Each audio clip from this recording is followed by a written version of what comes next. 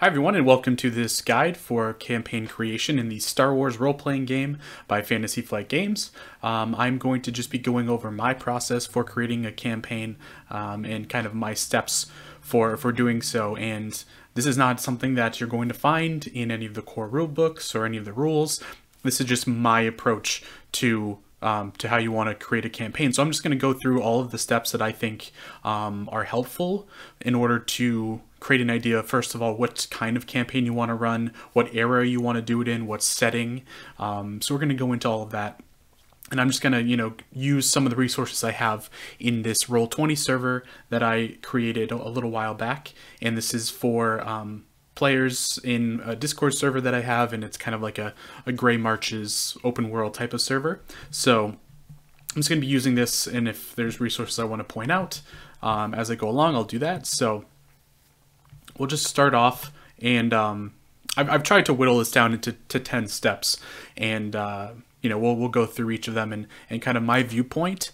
And this is kind of the order that I think works best. You can obviously change things around, but I think these 10 things, and you could probably add some of them together, but the order makes sense to me. So obviously, starting with number one, I think the most important thing is you need to choose a rulebook that you want to use for your campaign, whether it be Edge of the Empire, Age of Rebellion, Force and Destiny, or the new one, Rise of the Separatists. It's important to choose one of those, kind of make sure you're focusing on that. Obviously, you can use all three and you can switch around, especially, let's say, if you have characters who are Force sensitive, you might need the Force and Destiny book in an Edge of the Empire campaign. And there's nothing wrong with switching things around, I think. But there are certain differences that you want to, kind of keep ordered as far as, using the Edge of the Empire items and rules and, the talent trees.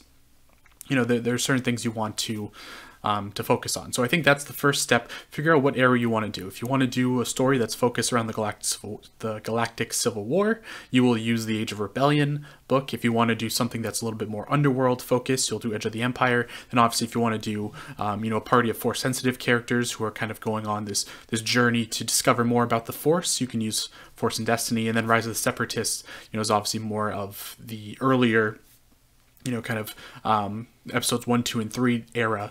So I actually don't have that book, so I haven't done a campaign in that setting. But so figure out which one, what story excites you the most, and also it's good to just ask your players, like, what are they interested in doing, and kind of go from there. Especially if, let's say, they all want to do Force sensitive characters, maybe you should form your campaign around that. The second thing I think is really important is to figure out what setting. So first of all, what era is this going to be set in? Is it going to be Old Republic era? Is it going to be, moving maybe all the way up to the most recent sequels, that type of era with the First Order, or somewhere in between? I think it's important to even have a specific year that you want to start in, and you can even, go by events. Let's say you want to start right at the beginning of the Galactic Civil War, and then maybe the campaign will go through the entire war. That would be very long and arduous, but you could do that. I think that'd be pretty fun. And then Edge of the Empire is a little bit more flexible because you can really jump in whenever you want. I think Force and Destiny is also pretty flexible, but there are certain periods where it makes more sense to do it. But this is very important to have your setting, to have an idea of what events are going on while this campaign is happening. And to be honest with you, I use the Wikipedia. I'm actually going to put the link for that in the description if you haven't already seen it. I will use that for every single session that I run, just to get ideas, to kind of see what's going on during the time that I'm doing this campaign. What inspirations can I build off of? I'll even use it to try to find certain characters that I might want to use as NPCs. So use that wiki to your advantage. And then there's also the fandom wiki, which I can include as well. So use that, and make sure not to carbon copy it. One thing that I like to do when I'm creating a session is I will adapt things that are in the wiki. So these are supposed to be all canon pretty much, and I'll just take a story, something that I find really interesting and cool, or a session maybe that I think will be fun for players to run, and I'll just adjust it a little bit. So yeah, I've done that quite a bit. So setting, is very important to start figuring out early. After that, you want to start creating your timeline. So you want to begin to structure what your story is going to look like. So now that you know where it's being set, now you can start to think about the characters, or you don't even have to start that small. You could start with factions or certain planets that you want to include, and kind of order it that way. So I think a good way to start is figure out your starting point and then figure out your ending point. You want to know exactly where the story is supposed to be going and what is a appropriate completion for the campaign. It could be the toppling of the empire. It could be defeating a specific enemy, maybe who's at the top of a hierarchy of some kind. That could be the ending. It could be accomplishing some other mission. So you want to have an idea of where the campaign is going to be going, and then you can kind of figure out from there what to put in the middle. And I think after you do the timeline, this is why I put NPCs directly after that. It may seem kind of early to think about the NPCs, but actually I think doing it along with the timeline is really important, because that's what is going to be driving your story. And you're going to be, doing sessions with players who are going to be throwing you off the rails. They're going to be, trying to do something else while you're trying to continue the campaign. So if you have a strong concept of your NPCs early on and kind of how they integrate into the story, you're going to feel a lot more comfortable going into each session.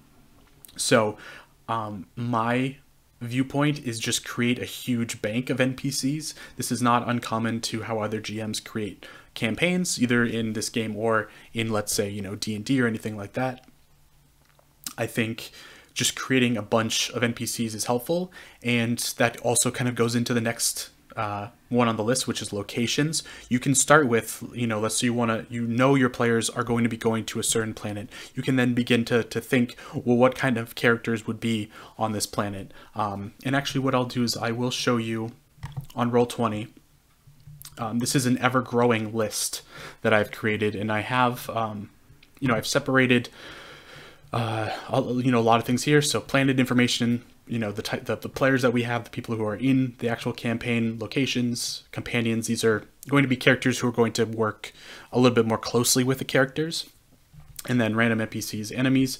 But locations is kind of where everything is going to be listed for me. So I have, I've separated everything so far. This is where the characters have been, or I'm planning to have the characters visit if they haven't been already. And then I just separate it out. So I have other locations. This is another really good use of the Wikipedia. If you are looking at a planet, let's say you really want your players to go to Hosnian Prime, just to kind of, you want to do some type of mission there, but you don't know exactly what, just take a look at the Wikipedia. There will be locations that are listed. These are actually all locations that I made up. Most planets will not have this many, but this is kind of like a sandbox open world type of mission. So, players could actually go into the library and interact with characters and things like that. So this was actually the planet where the current campaign that I'm running started. And yeah, so I just have lots of characters. So the kind of headquarters for the characters is Smuggler's Run, which is like a hideout. And, you can see I have some characters here listed. So these are all the characters that maybe you'll never use, but just have, a bank of them in case, maybe you want to throw them out there. And you also shouldn't kind of assign every NPC a specific role at the beginning. I think there are going to be key characters that are going to be integral to your campaign, that it is important to understand who they are, what role they're supposed to play, and how they're going to be incorporated into the story. And so I think, you kind of have two groups. You can have the central ones, and you can also have the kind of secondary, or even, tertiary, the third level type of characters. just have them at your disposal. So I think it's really important. And then, now that you have the characters, where the timeline is going to be set up, then you can kind of, build off of that with the planets, kind of figure out, where they're going to be visiting, what type of planets might be important. And I think a good way to go about this, if you're not sure, if you're struggling to come up with some creative ideas of where the story might come from, again, I think starting with kind of a small nugget of an idea. For instance, this campaign that I'm doing right now was inspired by the current coronavirus. So it's called the Ithorian Contagion. It's about a toxic disease that was basically sent to Ithor and is currently, just killing the population there. And so I incorporated that into the story, and all these ideas started to flow. So just start off with a nugget of an idea, kind of like something that just catches your attention. So it could be, let's say you want to focus on a black market. There's a black marketeer that, there's a deal gone bad. You want to focus on that. Or there is a moth who, killed one of your family members, or killed someone that is important to your crew, right? And this will, come in later when we do go to know your crew, and incorporating your players' motivations into the story, I think, is also really important. So create a web. You can start off in the middle with your main, your starting idea, where you want to begin your story, and then start building off of it, saying, well, if they start here, then maybe they could go here next, or, just kind of draw. And then you'll find yourself, creating the story with fair amount of ease as you begin to expand it within your mind. So that leads us into expanding the story, getting into the specifics, and I think this goes back to, sure, you might have Ithor listed as a planet. Your characters are going to be going to Ithor, but now you can start looking into specific locations on Ithor and where they might go. And that is really a great way to come up with ideas. For instance, on Ithor, there is a huge tree. I think it's called the Tree of Taranthus, and it's probably from a book or something like that, but I just thought that was super cool. It is, like kind of like Avatar type of thing. But I thought it was cool to just have, maybe the characters visit this huge tree. It's like a city inside of the tree. So, that I just latched onto that idea. And there's also, they have something called the Mother Jungle. So it's this humongous jungle. And, I was thinking about, what I could do with that. So I think you've coming up with, or looking at locations, looking at, environments, biomes, different types of planets, can really get the wheels turning. So that's a good way to expand your story. And then also just think about what your characters are. You can think about, start creating their personalities, their connections, maybe consider what each character's network is going to be. So, if you have a black son who is has been dealing in the black market for a while, what might his network look like? What kind of contacts would he have? Who's around him? What is, if he has henchmen, what are those henchmen like? So, creating a complicated network of characters just allows you to not only have a expansive story, but also a story that isn't going to be too obvious and predictable. I think that is something I really try to do when I create a campaign, is make one that's not predictable. I don't want it to be linear. I don't want it to be something that players can figure out what's going to happen. In fact, I will intentionally do things that are the opposite of what players might expect. So, if I will not change a story just because I think players are onto it, but in advance I might say, well, players are getting these clues and maybe they're expecting this to happen, but really this other thing is going on. Or I'll just have so many characters involved that they're not sure who to keep an eye on. It's kind of like a murder mystery or something. They don't know which character to focus on. So have plenty of NPCs, have them ready, and you will be happy that you did that. So number 7 is adding side plots. I think this is going to just be huge in general. you can kind of go off of, you know, your main timeline. Just think, you know, where can I fit something in, just to mix it up. And also, this is going to reward the difference in your players. So if you have a player who maybe they are, you know, they are relevant in the underworld, so they might be really good dealing with the black market stuff. Maybe they have a lot of knowledge of that. You also might have a, you know, a one-off type of session with someone who's combat based, so you can have them, you know, be involved. Or you know, let's say there's a colonist, you want to have them deal in you know, politics or something, so have something around that. Just mixing it up so that every player has, you know, their strengths being used in some way or another, I think helps a lot. So add those side plots in. You can also, you know, in this kind of Gray Marches type server I have, there's going to be a lot of one-offs. We haven't done any yet, but you know, if people want to just do a 2-hour type of session, do like a quick one-off mission, you know, have those ready. And yeah, it'll just be good, and it'll make things different and varying, which I think is good. Number 8, this is something that maybe a lot of people might not think about at all, or they might not really consider. And I said this in my Stormtrooper Patrol encounter video, that I am a type of GM who really likes to have players discover lots of items, things that they can just have on them. I think it adds a lot of depth into a session. It rewards players, really. It makes them think that they're playing for something. It's like an incentive. You know, it can be a little dry when you say, oh, you're just going to be doing this mission, you're going to get some money, and then after that you're going to spend your money, and then you're going to do another mission and get more money. It can be a little boring. So adding certain items into your story, I think is really great. And it doesn't even have to be like gear or weapons or armor. You can say maybe at this point in the story, the crew will commandeer a ship, you know, they'll get a new ship or something, or they'll, you know, steal a land speeder, or they'll get this trinket from maybe a leader of a planet. They'll get this very valuable trinket, or you know, maybe a holocron or something.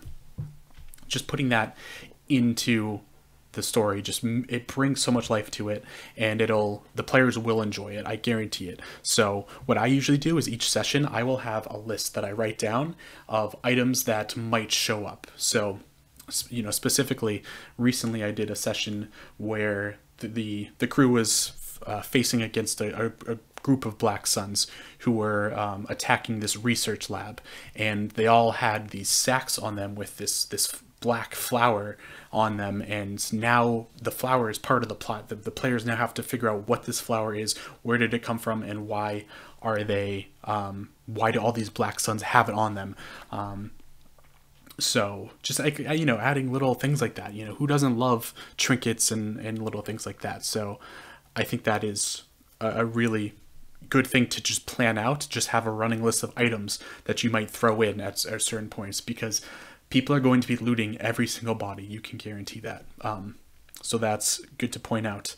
And then number 9, know the crew. This goes into some final adjustments into the story. It is really important to know what your players are going to be, and making sure that your story doesn't favor one person, or maybe it favors no one. You know, you don't have to change everything, but it's good to go into it understanding what your players are going to be doing, and then you can either consciously or subconsciously add elements into your story that kind of complement that. So I think that's really that's another good thing to do. And obviously you want to create your story before you do session 0, so you're not going to wait until you see what every player is going to be, but you can make adjustments if you need to. So I think that's important. So those are the main ones. And then at number 10, I just have allow for it all to be thrown away. I think this is huge. You know, you can't overplan.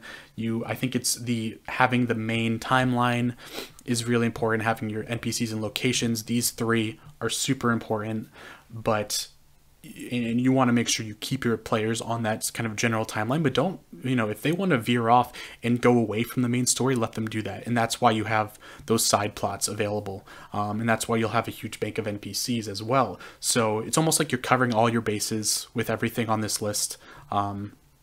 you're making sure that if you come up with a situation that you're not prepared for, you'll actually will be prepared because you've already done all these things. You've added, a network of things to rely on. And that's really how preparation works in most RPG games.